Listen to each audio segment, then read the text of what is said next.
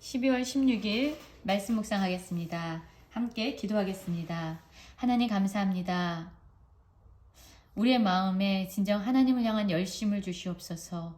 하나님께서 우리를 구원하시기 위해서 그 사랑의 열심으로 자신의 모든 것을 내어주신 것처럼 우리도 당신을 향한 사랑의 열심으로 가득한 마음을 주시옵소서. 예수님 이름으로 기도했습니다. 아멘. 오늘의 말씀은 역대하 34장 1절부터 13절까지의 말씀입니다. 함께 말씀을 살펴보시기 전에 말씀을 꼭 읽으시고 또한 개인적으로 말씀을 묵상하시면서 하나님께서 각자에게 주시는 그분의 음성, 그분의 말씀을 듣고 또한 그 말씀에 순종해서 살아가는 우리 모든 성도님들이 되시기를 간절히 기도합니다. 34장 1절입니다. 요시야가 왕위에 오를 때에 나이가 8세라.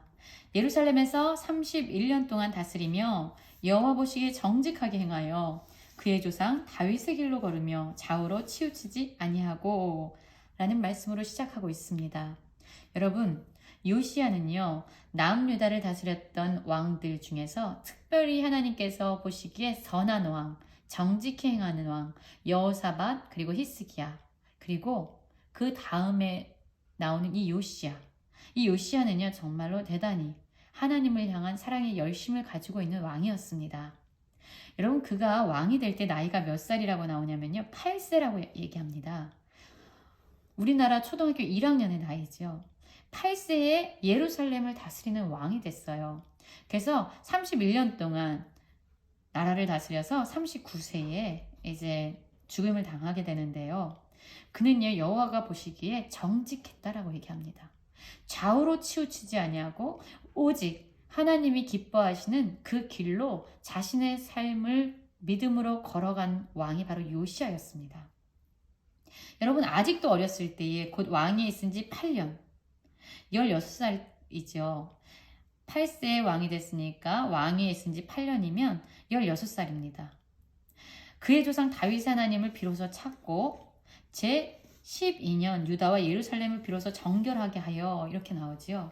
여러분, 그는요, 그의 아버지가 암몬이었어요. 그리고 그의 할아버지는 므낫셋이었습니다. 이들은요, 이 남유다 땅을요, 온통 우상 숭배의 그런 나라로 물들였던 죄악이 가득 차게 했던 그런 리더들, 왕이었습니다. 그들의 영향력 밑에서 자란 것이 바로 요시야였어요. 그런데 요시야는요, 8세 때 왕이 됐는데 그는 왕이 되고 나서 누구를 찾냐면 자신의 그 할아버지나 아버지가 걸어갔던 그 길이 아니라 바로 여호와 하나님을 찾았다라고 얘기합니다.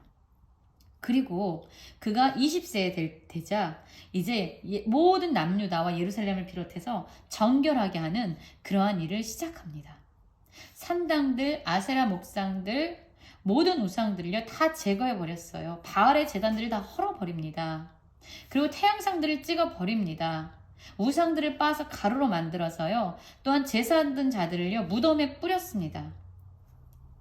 제사장들의 뼈를 제단 위에 불살라버렸어요. 유다와 예루살렘을 정결하게 했습니다.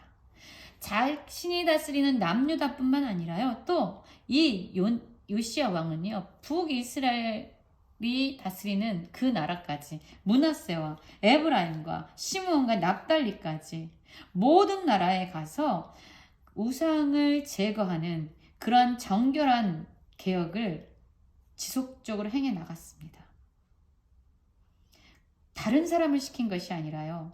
자신이 직접 모든 곳을 다니면서 그렇게 우상을 제거했다라고 얘기합니다. 그리고 나서야 비로소 예루살렘으로 돌아옵니다. 여러분, 저는 오늘 말씀을 이렇게 묵상하는데요. 너무 부러웠어요.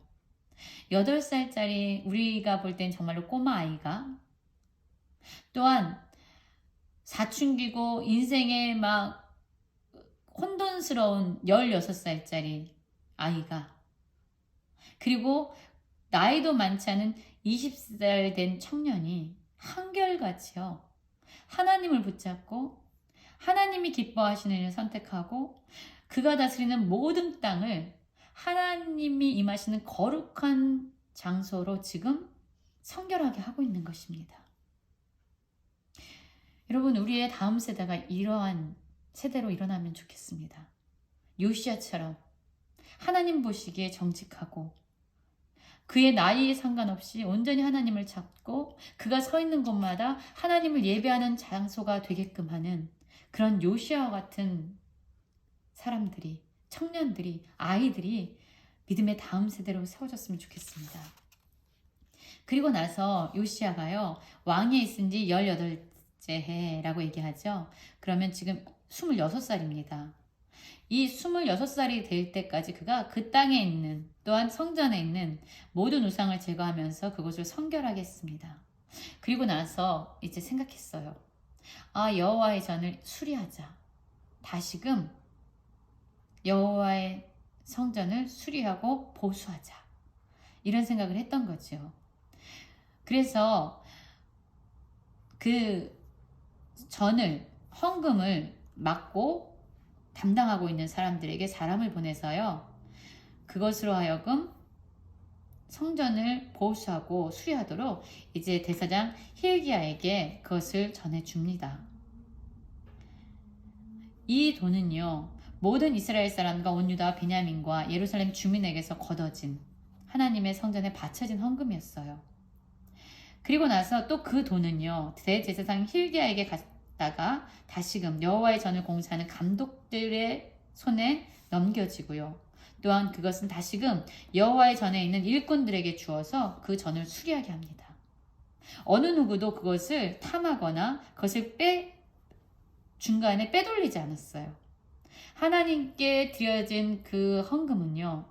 왕으로부터 또한 대제사장 hil기야에게 그로부터 또한 성전의 공사를 감독하는 자들에게 그리고 그것을 직접 수리하고 보수하는 일을 하는 일꾼들에게 전해져서요.